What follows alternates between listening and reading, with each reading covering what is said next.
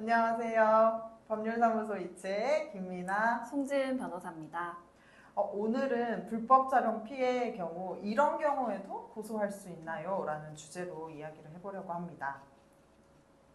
먼저 성폭력 처벌법 제14조에서 카메라 등을 이용한 촬영에 대해서 규정을 두고 있는데요. 카메라나 그 밖의 이와 유사한 기능을 갖춘 기계장치를 이용하여 성적 욕망 또는 수치심을 유발할 수 있는 사람의 신체를 촬영 대상자의 의사에 반하여 촬영한 자는 7년 이하의 징역 또는 5천만 원 이하의 벌금에 처합니다. 요즘 불법 촬영물로 인한 촬영, 유포 등 피해가 많습니다. 디지털 범죄는 저희가 정말 상상할 수 없는 양상을 뛰어넘는 것 같아요. 그중에 오늘은 불법 촬영물 피해, 이런 경우에도 고소 가능하다라는 내용을 말씀드리려고 합니다. 혹시 촬영물을 내가 직접 가지고 있지 않더라도 고소를 할 수 있을까요? 네, 있습니다. 네, 다만 의사에 반해서 촬영을 했었다는 사실을 확인할 수 있는 증거가 남아 있어야 됩니다. 최근에 사무실에서 지원한 사례 중에 본인이 촬영물을 가지고 있으시지는 않지만 촬영을 한 것을 정확히 목격했고 심지어 그 장소에서 이 촬영을 원치 않으니 지워달라는 의사를 표명해서 눈앞에서 촬영물을 지우게끔 했던 사건이 있었어요. 이러하면 피해자의 경험에 기반한 진술뿐이고 촬영물은 그때 삭제했으니까 고소가 망설여지실 수 있잖아요.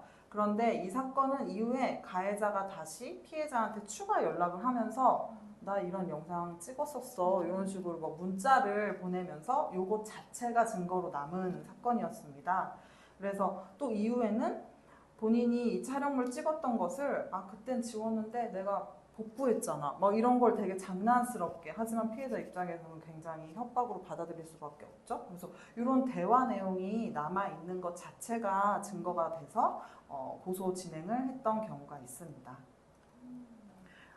그래서 가해자의 협박의 증거로 그 대화 내용 자체가 인정될 수 있고, 이렇게 피해자가 촬영물을 직접 가지고 있지 않더라도 문자 메시지, 카카오톡 대화 내용을 통해 영상물을 찍었었다는 그 내용 자체가 직접적인 증거가 될 수 있습니다.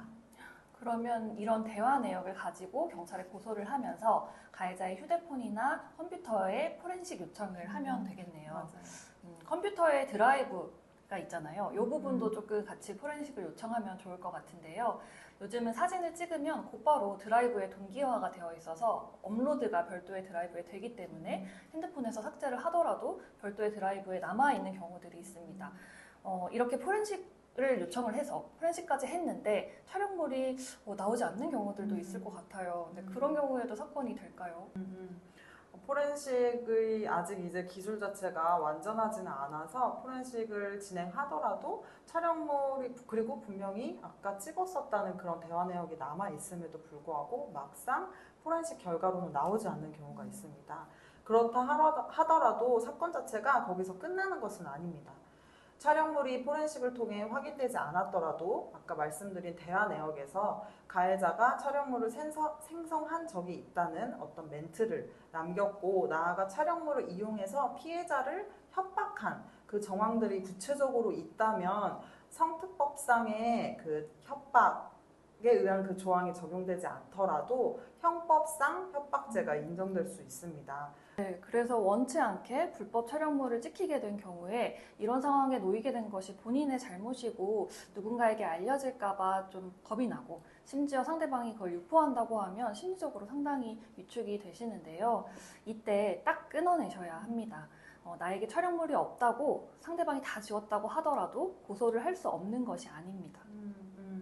앞서 말씀드린 그런 대화 내역이 직접 증거가 또 될 수 있고, 그 외에 또 관련한 정황을 구체적으로 확인하셔서 고소를 할 수 있는지, 증거가 있는지 구체적인 상담을 꼭 받아보셨으면 합니다.